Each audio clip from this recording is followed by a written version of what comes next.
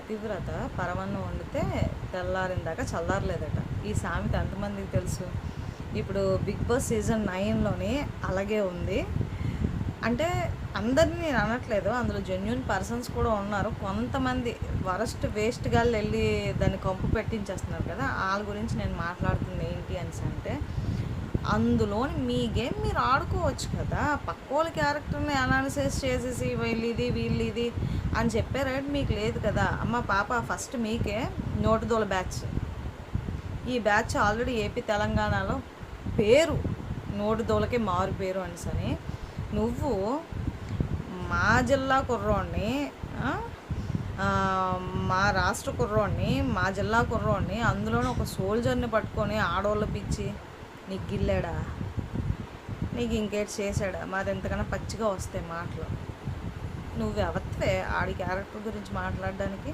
నీది నువ్వు కడుక్కో ఫస్ట్, నీది నువ్వు చూసుకో, అర్థమైందా?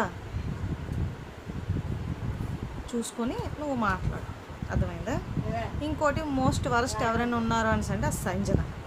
అదేంటి మాట్లాడుతుంది దానికే అర్థం అవ్వదు.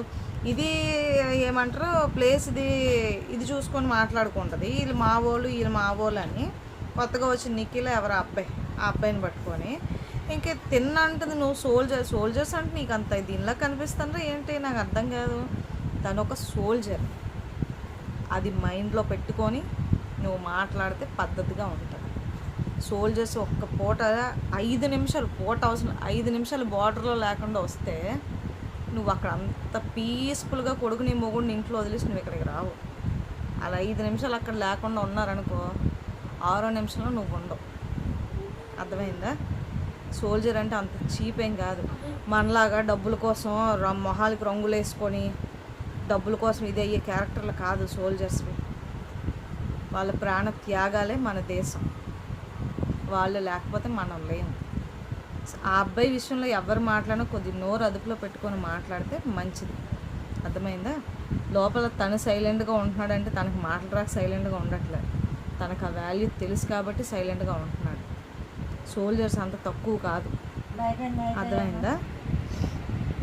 కాబట్టి ఈ నోటిదోలు ఇద్దరిని నాగార్జున గారు దయచేసి ఎలిమినేట్ చేసేయాలి.